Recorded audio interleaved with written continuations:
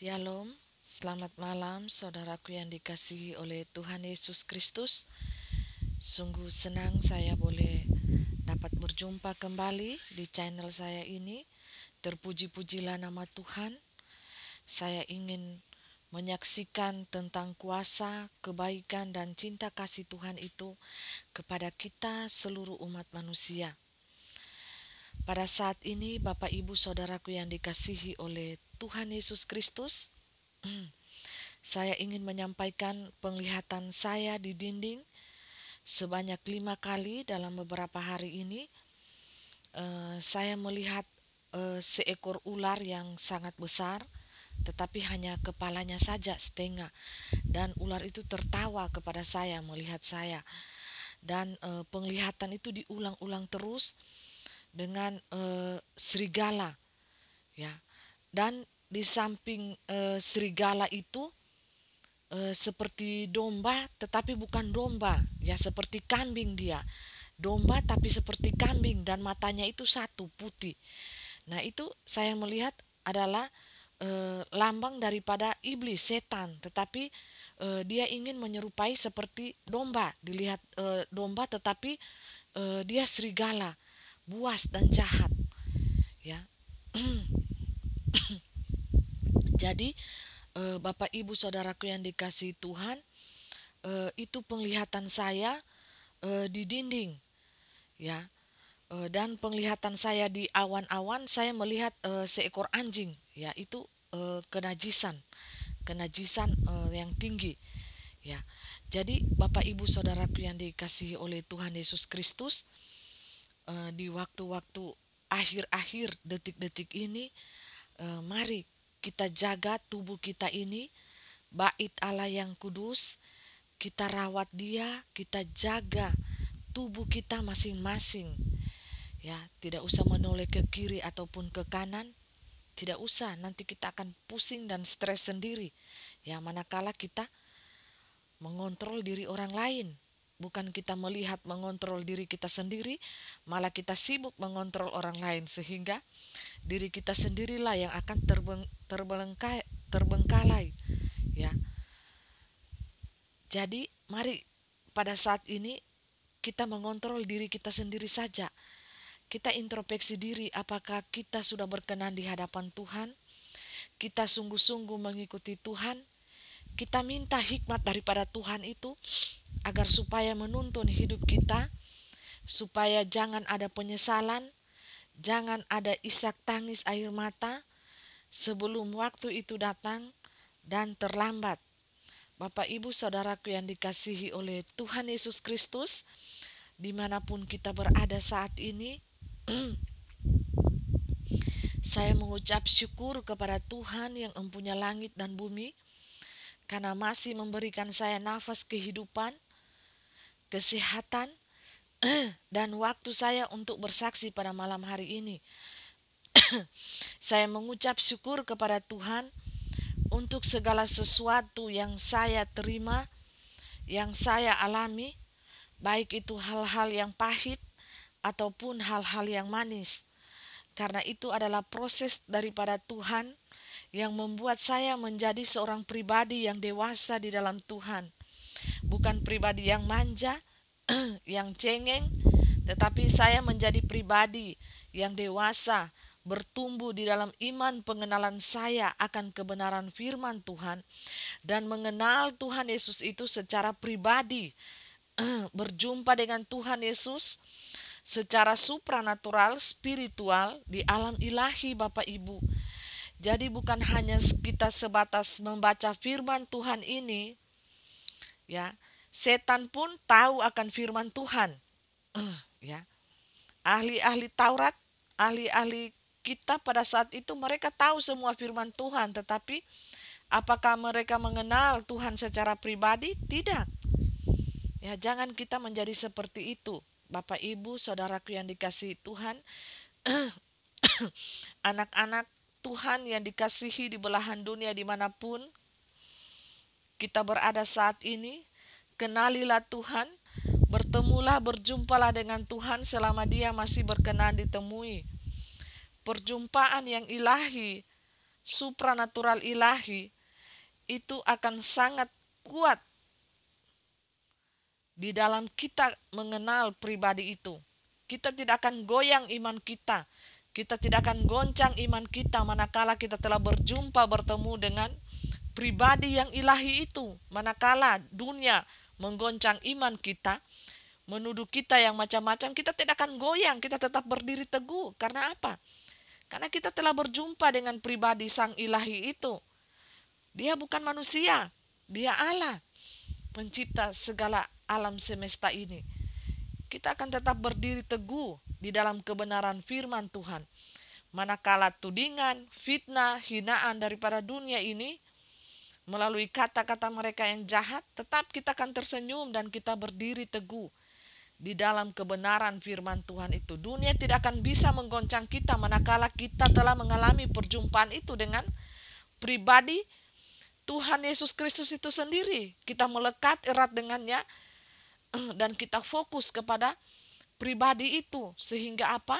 Sehingga hidup kita, hidup yang mengalami pembaharuan di dalam akal budi, di dalam hati dan pemikiran kita. Ada hikmat Tuhan yang tersembunyi manakala kita bergaul karib dengan Tuhan. Ada hikmat Allah yang tidak dimiliki oleh anak duniawi, oleh anak-anak yang berjalan di tengah-tengah dunia ini, yang mengandalkan kepandaian, kepintaran dan hikmat dunia. Mereka tidak akan dapat, Bapak Ibu. Hikmat daripada Allah itu diberikan oleh Allah sendiri kepada setiap anak-anak Tuhan yang Ia kehendaki. Untuk itu, sebagai anak-anak Tuhan yang cerdas, pintar, berhikmat dan bijaksana, kita harus mengejar kedua ini. Iman, pengharapan, dan hikmat Allah. Jangan lupa Bapak Ibu, 3 bukan 2. Iman, pengharapan, dan hikmat. Itu yang paling penting. Tetapi bagi saya, ketiga-tiga ini adalah sangat penting di dalam saya menjalani kehidupan di tengah-tengah dunia ini. Saya meminta kepada Tuhan, Tuhan Yesus, berikan saya hikmat daripada Engkau. Dan bukan hikmat yang berasal daripada dunia ini, tetapi hikmat yang berasal dari atas, dari Tuhan Yesus Kristus.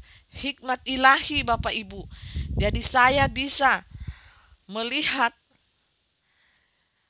dan bisa membedakan mana hikmat daripada Allah dan mana hikmat daripada dunia ini. Dan saya bisa melihat kejadian-kejadian alam yang sebelum waktu dunia itu berbicara. Jadi sebelum waktu dunia terjadi di tengah-tengah dunia ini, saya telah melihatnya dan saya telah mengetahuinya. Ya, jadi Bapak Ibu Saudaraku yang dikasihi oleh Tuhan Yesus Kristus, itulah karunia penglihatan yang sangat indah yang saya dapatkan melalui proses yang begitu menyakitkan Bapak Ibu, yang pahit pada masa itu, tetapi Tuhan ubahkan sekarang menjadi sangat manis Bapak Ibu. Saya keluar menjadi saksi Tuhan di tengah-tengah dunia ini. Itu suatu sukacita yang besar bagi saya karena saya diproses Tuhan kurang lebih 25 tahun lebih baru saya keluar bisa menjadi saksi Tuhan yang benar-benar diproses setiap hari oleh Tuhan melalui penglihatan peperangan alam roh, ya, melalui segala kejadian di alam nyata ini, di tengah-tengah dunia ini, kejadian-kejadian yang tidak menyenangkan hati. Secara manusia saya telah menerima itu semuanya. Dan saya pakai itu semua untuk sebagai ilmu, pengalaman saya untuk membantu dan menolong sesama saya yang mengalami hal seperti yang saya alami. Banyak hal yang saya alami yang tidak menyenangkan hati bagi manusia, secara manusia, standar manusia. Sangat tidak menyenangkan hati. Bahkan orang katakan sering dilukai, ya Bapak Ibu. Tetapi bagaimana saya bangkit sebagai anak Tuhan yang bijaksana, yang cerdas di dalam Tuhan. Karena Tuhan senantiasa menggandeng tangan saya dan memang saya harus keluar sebagai pemenang. Apapun alasannya, sebagaimanapun saya terluka atau tersiksa di tengah-tengah dunia ini, Saya harus keluar menjadi seorang pemenang. Pemenang di dalam Tuhan Yesus Kristus dan berdasarkan firman Tuhan. Bukan pemenang di tengah-tengah dunia ini berdasarkan versi dunia, akan bertentangan dengan versi Tuhan. Pemenang di dalam Tuhan itu selalu mengalah, selalu diam, manakala difitnah, manakala dihina, manakala dicaci maki. Hanya doa dan air mata yang kita panjatkan kepada Tuhan. Tetapi manakala saya tidak mampu, saya akan minta sahabat saya, sesama hamba Tuhan, untuk bantu mendoakan saya supaya saya kuat menghadapi segala sesuatu. Baik itu serangan secara langsung ataupun tidak langsung, saya akan meminta kepada mereka untuk menopang saya di dalam doa. Karena saya juga terbatas lemah sebagai manusia, doa sangat penting. Untuk apa? Untuk membuat saya menjadi kuat di dalam peperangan roh, di dalam saya mengalahkan setiap masalah-masalah saya, setiap tekanan-tekanan hidup saya, setiap hinaan-hinaan orang, setiap hinaan orang, dan segala caci maki orang kepada saya. Saya tidak tahu apa salah saya. Saya diam dan mereka seenaknya ngomong, tapi saya tahu mulut mereka lagi dipakai setan. Setan tidak senang dengan saya, melihat saya dan pekerjaan saya. Jadi Bapak Ibu Saudaraku yang dikasihi Tuhan, anak-anak yang kekasih, manakala kita menghadapi masalah, situasi badai yang sangat berat di dalam kehidupan kita, jangan kita menyerah, jangan kita berputus asa, tetapi kita panggil nama Tuhan Yeshua HaMashiach Elohim itu hadir di dalam hati kita, menyertai langkah hidup kita, tangan kita. Tuhan, genggamlah hati saya, genggamlah tangan saya agar saya keluar menjadi seorang pemenang di tengah-tengah dunia yang gelap ini. Jadi jangan kita cepat berputus asa, jangan kita lengah, jangan kita loyo, jangan kita berharap kepada dunia ini, tetapi marilah saya mengajak melalui pengalaman saya yang saya sudah alami, apapun penderitaan sekeras apapun, andalkanlah Yesus di sana. Panggillah nama Tuhan Yesus itu. Walaupun roh kita ini keluar menjerit dari dalam tubuh kita, kita meminta pertolongan Yeshua HaMashiach Tuhan Yesus. Tolong saya, kuatkan kaki saya untuk tetap berdiri, melangkah di tengah-tengah dunia yang gelap ini. Jadi Bapak Ibu Saudaraku yang dikasihi di dalam Tuhan Yesus Kristus, hal yang pertama yang harus kita utamakan adalah Tuhan Yesus Kristus. Bukan diri kita, bukan saudara kita, bukan pasangan hidup kita, bukan anak-anak kita, tetapi pribadi itulah yang harus kita andalkan terlebih dahulu. Tuhan Yesus Kristus yang menolong, menjamah, setiap saat ada di samping kita. Setiap saat, setiap detik ada di hati kita. Jadi jangan kita biarkan kuasa Allah itu tidak bekerja di dalam kehidupan kita. Tetapi marilah kita sebagai anak-anak Tuhan Yesus Kristus andalkan kuasanya. Karena apa? Karena di dalam kuasanya ada mujizat. Di dalam kuasanya ada pengharapan. Di dalam kuasanya ada pertolongan yang nyata. Itu saya sudah alami Bapak Ibu.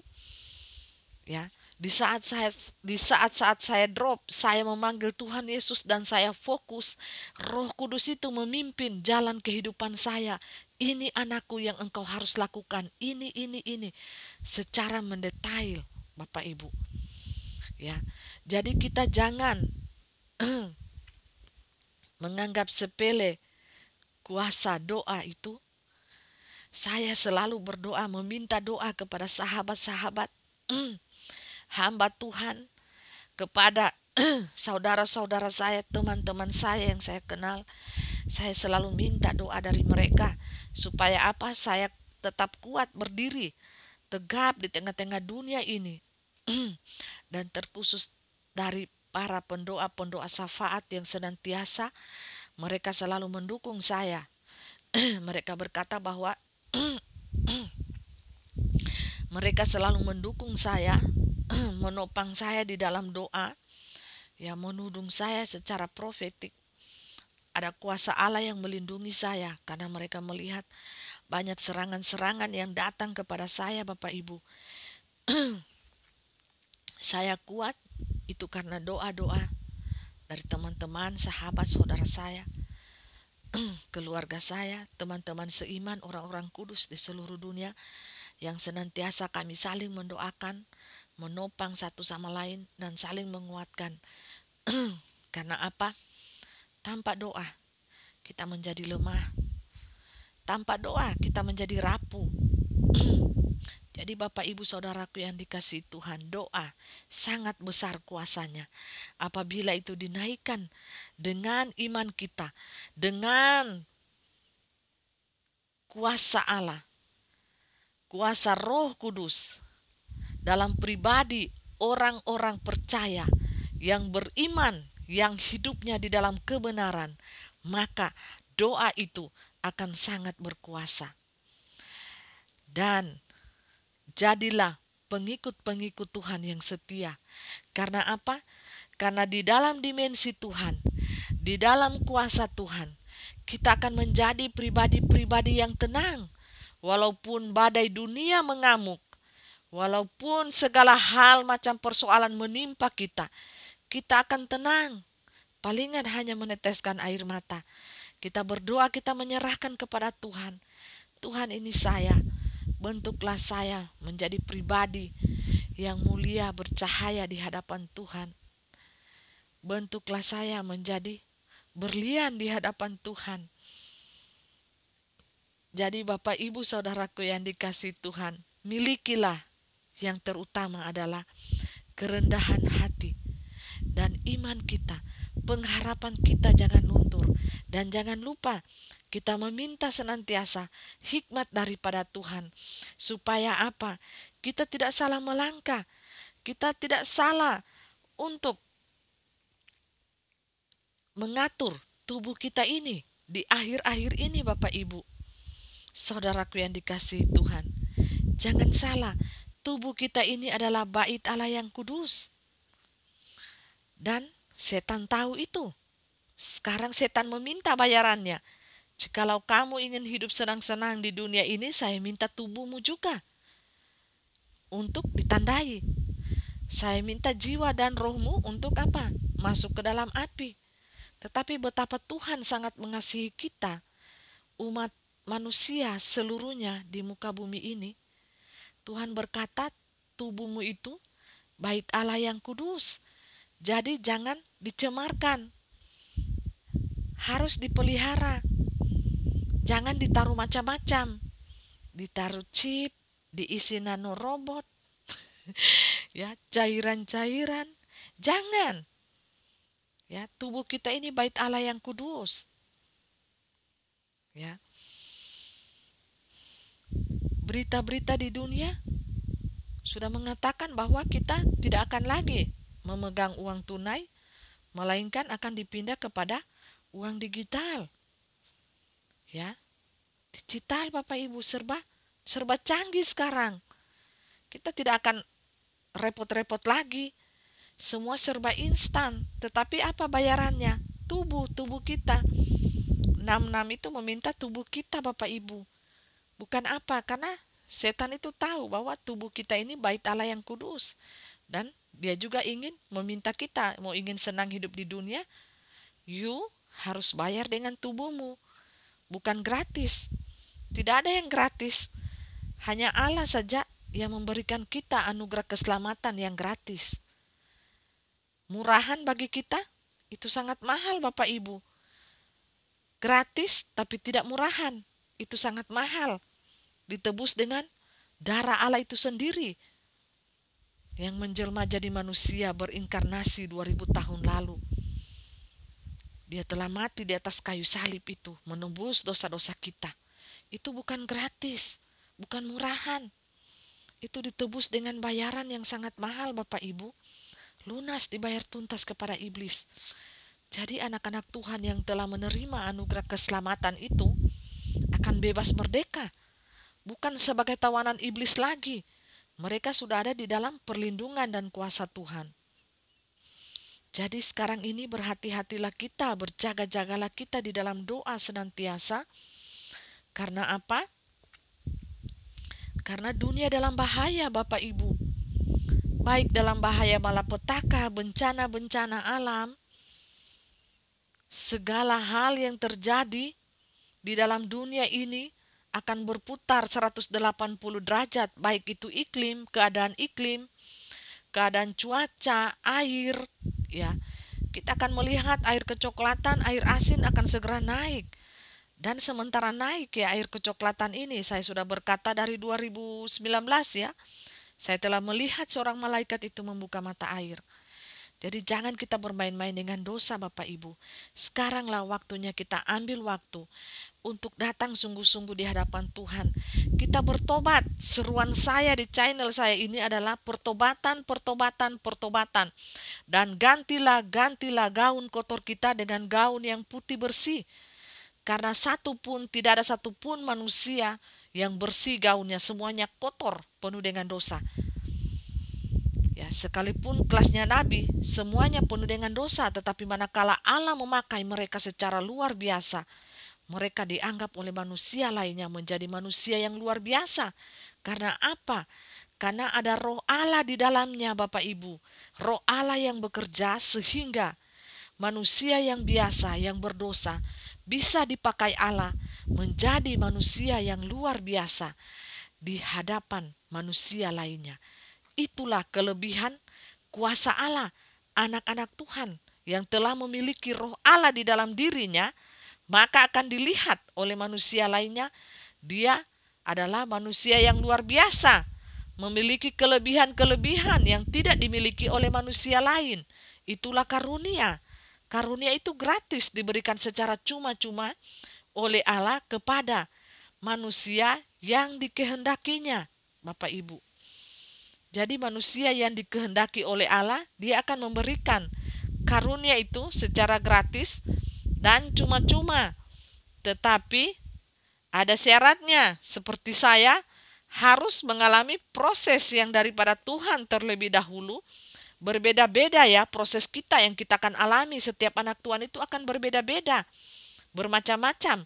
Jikalau kita ingin memiliki karunia daripada Tuhan yang luar biasa dahsyat, kita harus siap diri kita, hati kita, ego kita, keangkuhan kita, segala hal yang ada dalam diri kita. Kita harus bisa melepaskan itu semua dan kita mengikuti proses Tuhan itu. Dan setelah melalui proses Tuhan itu, maka kita akan keluar sebagai pemenang atau pecundang, pengecut. Apabila kita keluar sebagai pemenang di dalam kebenaran firman Tuhan, di dalam proses pertandingan tersebut, maka karunia-karunia rohani yang luar biasa Tuhan akan memberikan kepada kita secara gratis dan cuma-cuma. Itu yang saya terima Bapak Ibu. Ya, saya tidak tahu pada saat itu saya akan menerima karunia ini, penglihatan yang banyak dicari oleh hamba Tuhan, oleh anak-anak manusia. Tetapi prosesnya Bapak Ibu luar biasa, siksanya minta ampun, mati hidup saya disiksa. Itulah proses daripada Tuhan, tidak gampang, pengujiannya tidak gampang. Kita bayar dengan nyawa, kita bayar dengan tubuh kita bayar dengan penderitaan, kita bayar dengan harta, semuanya. Tuhan akan uji itu dari berbagai segi kehidupan kita. Apakah kita sanggup untuk memberikan semuanya? Ini Tuhan, aku berikan kepadamu. Lihatlah, aku Tuhan, isi hatiku. Tuhan lihat isi hati kita. Dan Tuhan akan tes. Pengujiannya akan datang secara tiba-tiba Bapak Ibu, tanpa kita sadari manusia ini. Tuhan akan lihat hati kita ini apakah sungguh-sungguh di hadapan Tuhan atau tidak. Apakah hati kita ini sungguh-sungguh mengasihi Tuhan atau tidak. Ya, dia akan melihat semuanya. Dengan apa ujiannya? Penderitaan, penyiksaan. Lepas dari itu, pengujian ego diri. Apakah kita angkuh, sombong atau tidak? Ya, kita siap-siap dihina-hina orang ya. Walaupun level orang itu sangat rendah di bawah kita atau orang itu tidak masuk hitungan, mereka siap-siap saja setan kirim untuk menghina kita, mengocok kita tanpa kita sadari. Kita akan emosi tidak. Kita akan mempertahankan ego kita tidak? Atau jangan-jangan kita tembus di kantor polisi ya, hanya gara-gara ego kita tergores. Ya. Harga diri kita tercoreng. Nama baik kita tercoreng, ya. Orang itu akan melaporkan ya ke kantor polisi. Tetapi manakala proses Tuhan itu telah kita alami, kita akan mengampuni orang itu. Walaupun sakit kita rasa, tapi kita harus siap mengampuni orang itu. Sebagaimana Tuhan Yesus mengajarkan kepada kita, pengampunan yang 70 kali 7 kali 7. Ya, berapa kali saya ulang-ulang ini karena apa? Karena sebagai manusia sangat sulit dan sangat sakit. Betapa sakit sesakit-sakitnya hati kita terluka apabila orang lain itu menghina-hina kita tanpa perasaan. Orang lain itu menginjak-injak harga diri kita tanpa perasaan. Anda sudah pernah rasakan itu atau belum? Saya beberapa kali Bapak Ibu sampai bosan ya. Sampai kebal hati saya ini atas penghinaan kepada mereka. Saya tahu mereka menghina saya karena mereka itu iri dengan saya. Ya. Mereka tidak sanggup untuk mungkin bersaing secara dunia nyata, tidak sanggup. Melihat kelebihan-kelebihan saya pun tidak sanggup. Itu orang yang di bawah semua yang menghina saya. Ya. Kalau saya lihat secara mata manusia. Tetapi bagaimana saya melihat mereka di mata roh saya hanya diam. Memang di mata dunia nyata saya kalah Bapak Ibu, karena saya diam dan menangis. Tapi dalam hati saya berdoa. Di alam roh saya jadi pemenang. Mereka kalah. Tetapi di dunia nyata mereka menang. Ya. Karena apa? Mereka melihat saya hanya diam, Bapak Ibu. Tetapi saya berdoa kepada Tuhan biar mulut mereka ini sadar ya. Sadar, semuanya harus sadar. Jangan terus-terus dipakai setan ya. Tanpa mereka itu mengoreksi diri mereka yang jahat di mata Tuhan, yang berbuat dosa seenaknya, ya, menghina orang seenaknya, berselingkuh seenaknya, memaki-maki orang seenaknya. Ya, saya juga ingin mereka itu diproses oleh Tuhan. Ya. Supaya apa? Sama-sama kita boleh bercahaya di hadapan Tuhan. Ya, jangan cuma saya diproses oleh Tuhan. Saya ingin juga mereka diproses oleh Tuhan. Menderita Bapak Ibu. Roh, jiwa, lari semua. Ya, saya ingin mereka juga diproses oleh Tuhan. Ya, supaya apa? Mereka juga bertobat. Dan boleh roh mereka itu percaya di hadapan Tuhan. Jangan terus-terusan dipakai setan terus ya. Berbuat zina, mulut kotor, maki-maki orang, hina-hina orang, hobi selingkuh, segala macam dosa yang mereka lakukan, mereka anggap biasa saja dan seenaknya menghina-hina orang. Ini manusia duniawi ya, kedagingan. Ya, tetapi kalau di umum mereka betapa manisnya mulut mereka. Ya, saya berdoa, sudah beberapa hari ini saya berdoa, Tuhan tolong proses mereka. Besi menajamkan besi, manusia menajamkan manusia sesamanya. Ya. Jadi saya ingin mereka dipoles juga. Ya, jangan saya terus yang dipoles. Saya sudah mengkilap ya Bapak Ibu. mereka poles saya sedemikian jahatnya, sedemikian siksanya, menderitanya. Itu polesan ego. Memang terasa siksa, menderita, mandi-mandi air mata. Tapi saya ingin balik. Mereka juga ingin diproses Tuhan ya. Supaya apa? Kita sama-sama mengkilap. Mengkilap di alam sana. Itulah proses anak-anak Tuhan. Besi menajamkan besi, manusia menajamkan manusia. Ya, saya ingin juga mereka mengkilap juga di alam roh. Jangan mereka itu dipakai setan terus ya. Jangan. Kasihan ya. Saya yang mengkilap, mereka jadi abu. Rumput kering, terbakar. Hasil pekerjaan mereka tidak ada apa-apa. Ya. Dan setan pakai terus tubuh mereka melakukan dosa, mengata-ngatai orang seenaknya. Jangan ya. Saya tidak ingin orang-orang yang saya kenal, orang-orang yang saya tahu, yang menghina-hina diri saya ini, pada akhirnya berakhir di api. Jangan ya.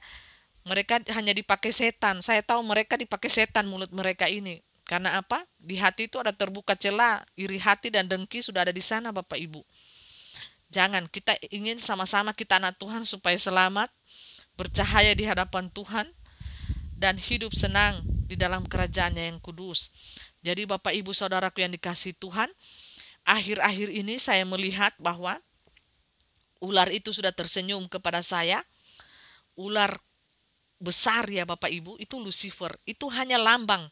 Di dalam penglihatan alam roh, saya itu diperlihatkan Tuhan kepada saya hanya melalui berupa lambang-lambang binatang, berupa-rupa kode, baik itu di dinding, di atas langit, ya, dan di segala sesuatu yang jikalau saya tanpa saya sengaja, karena penglihatan itu terjadi secara tiba-tiba, ya, secara tiba-tiba, ya.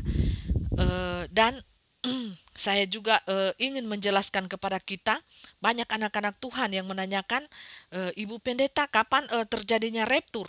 Ya, menurut saya raptur terjadi di pertengahan 3 masa penderitaan anak-anak Tuhan, masa tribulasi Bapak Ibu, di pertengahan setengah masa.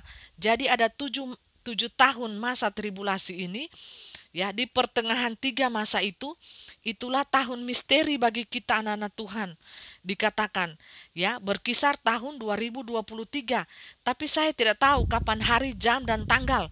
Ya, cuma hanya di suara Roh Kudus itu diperdengarkan kepada saya, ya, di masa pertengahan 3 masa, ya, dikatakan Roh Kudus itu adalah tahun misteri. Dan tahun misteri itu 2023, ya. Ada cahaya kemuliaan Tuhan di situ Bapak Ibu. Ya, saya hanya pendengarkan, ya, suara Roh Kudus itu kepada saya, menjelaskan kepada saya. Jadi kepada anak-anak Tuhan, ya, kita jangan takut, jangan gentar iman kita, karena di detik-detik itu, di detik-detik masa kesesakan yang sangat besar, memasuki masa 3,5 tahun masa tribulasi akhir. Dan itu disiapkan untuk anak-anak dunia yang telah menerima tanda 66 itu di dahi mereka. Ya, itu adalah simbolis pikiran penyembahan mereka itu di alam roh. Mereka sudah menyembah tanda itu, patung berhala, najis hawa nafsu, dan mereka telah memakai tanda binatang itu, mereka akan disiksa mati-matian. Dan ketika anak-anak Tuhan pada saat itu masih ada yang tertinggal, itu juga akan mengalami penyiksaan dan mereka akan lari ke gunung-gunung untuk menyelamatkan diri, mengungsi, ya. Terpaksa, hanya karena terpaksa, karena dikejar Bapak Ibu. Ya, masa itu, dan murka Allah pada saat itu sungguh nyata akan dilihat, ya. Sungguh nyata, sehingga pada masa itu orang ingin mati, meminta mati, tetapi maut lari daripada mereka. Ya, mereka menggigit lidah mereka. Mereka menggigit lidah mereka sendiri karena apa? Saking mereka menyesalnya, saking menderitanya, hidup sebagai manusia. Mereka menggigit lidah mereka. Kenapa saya begitu bodoh? Kenapa saya cepat sekali tergiur dengan penawaran setan ini? Tetapi pada masa itu yakinlah, ada 2 saksi Allah yang akan dimunculkan oleh Allah, yaitu Nabi Elia dan Nabi Henok. Pada saat itu akan muncul bersaksi di tengah-tengah dunia ini, sehingga iman daripada anak-anak Tuhan akan bangkit, ya. Pada saat itu ada penyelamatan sekali lagi pada masa itu, untuk yang terakhir kalinya, ya, sebelum zaman ini ditutup, betul-betul ditutup, ya, pada masa tribulasi akhir itu Bapak Ibu. Dan kedua hamba Tuhan itu, Nabi saksi Elia dan Nabi Henok itu, mereka juga akan dibunuh, ya, pada masa itu. Karena itu masa pemerintahan antikris berkuasa penuh, full, di dalam menikmati kekayaan dunia ini, di dalam menikmati segala sesuatu, hawa nafsu, segala sesuatu, hal-hal yang tidak berkenan di hadapan Tuhan. Mereka akan lakukan semuanya itu nyata di hadapan Allah. Dan pada saat itu terjadilah penyelamatan sekali lagi pada waktu itu. Jadi sebagai anak-anak Tuhan, kita jangan takut, jangan gentar. Yakinlah Tuhan akan pelihara kita. Tuhan akan memberi makan kepada kita secara ajaib. Ya, seperti Nabi Elia itu dikirimkan burung gagak, ya, untuk memelihara kelangsungan hidupnya. Saya tahu, saya sebagai pribadi anak Tuhan, hamba Tuhan, saya tahu Tuhan akan memelihara hidup saya. Ya, saya tidak akan mati kelaparan, malah saya akan hidup bersukacita, kedamaian di dalam Tuhan Yesus Kristus. Karena saya melayani Allah yang kudus, Allah yang empunya langit, bumi, surga, neraka, ada di dalam genggamannya. Tidak ada hal yang mustahil bagi Dia yang akan terjadi bagi kita setiap anak-anak Tuhan yang senantiasa mengasihinya, yang senantiasa mencintainya, dan senantiasa memelihara hukum-hukumnya. yang kudus itu di dalam hati kita. Jadi Bapak Ibu Saudaraku yang dikasihi Tuhan, hukum-hukum Tuhan itu harus kita pelihara di dalam hati kita, ya. Dan kita baca firman Tuhan ini hidup di dalam roh kita. Jangan hanya kita baca dan lari sekejap, ya, seperti baca Quran. Jangan. Kita harus menyelidiki Tuhan, minta hikmat Tuhan, minta kuasa Roh Kudus itu memampukan kita agar mengerti isi firman Tuhan ini, simbol-simbol dan lambang-lambang di dalam kitab Wahyu, supaya disingkapkan Tuhan agar kita bisa mengerti dan kita apa? Tidak akan menyesal dan kita tidak akan apa? Menangis, ada tangisan dan air mata nantinya. Ya, tetapi hendaklah kita bersukacita terus di dalam Tuhan, bersorak-sorai di dalam menyambut mempelai Kristus itu. Jadi Bapak Ibu Saudaraku yang dikasihi Tuhan, anak-anak yang diberkati oleh Tuhan Yesus Kristus di seluruh dunia ini, mari kita andalkan Tuhan di dalam hidup kita, fokus kepada Tuhan, dan kita diam di dalam kuasa Allah itu. Supaya apa?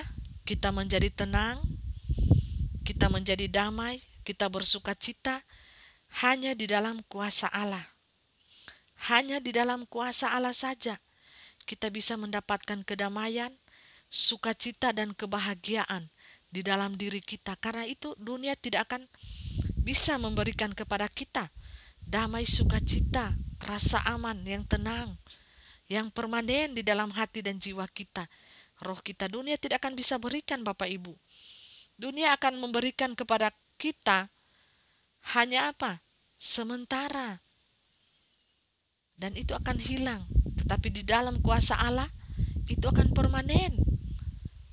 Ya, jadi mari kita sebagai anak-anak Tuhan, seluruh umat manusia, mari kita bertobat sungguh-sungguh di hadapan Tuhan dan peganglah janji Tuhan itu. Dan kita senantiasa berdoa, berjaga-jaga senantiasa di dalam roh dan kebenaran hidup kita. Jikalau kita kuat, mari kita berpuasa bersama-sama. Jangan sampai ada orang lain yang tahu. Hanya Bapamu yang di surga yang tahu dengan semuanya apa yang kau lakukan untuk pertumbuhan imanmu dan untuk menjalin hubungan yang erat dengan kekasih jiwa roh kita, yaitu mempelai Kristus, Tuhan Yesus Kristus, Bapa kekal yang ada di kerajaan surga itu. Hanya Dialah yang tahu sebagaimana cintanya kita kepada Dia. Fokuslah kita, hati kita kepadanya, sehingga kita tidak akan kecewa dan kita tidak akan berlinang air mata. Terpuji-pujilah nama Tuhan. Biarlah kesaksian saya pada malam hari ini senantiasa membawa kita kepada hubungan yang lebih intim lagi dengan Tuhan. Pengenalan akan Tuhan Yesus Kristus di dalam roh dan kebenaran. Dan jadilah pengikut Tuhan yang taat dan setia. Hidup di dalam dimensi kebenaran Allah. Buanglah segala kecemaran dan dosa-dosa kita dan hiduplah kudus di hadapan Tuhan. Karena kita semua adalah anak-anak ketebusan Tuhan. Kita semua telah dibeli, dibayar lunas oleh Tuhan Yesus Kristus. Jadi pergunakanlah tubuh kita ini sebagai bait Allahnya yang kudus. Kita tidak tergantung dengan gedung gereja yang mewah, gedung gereja yang gubuk, tidak. Karena Tuhan melihat hati kita, bait Allah kita yang kudus ini, hati. Jadi untuk itu jalinlah hubungan yang erat dengan Tuhan, jalinlah hubungan cinta kasih yang permanen dengan Tuhan. Karena apa? Hanya diri kita sendirilah yang tahu, dan Tuhan di atas sana yang tahu, Bapak Ibu. Terpuji-pujilah nama Tuhan, senantiasa kita berjaga-jaga dan berdoa selalu di dalam roh dan kebenaran hidup kita. Haleluya, haleluya, haleluya. Amin.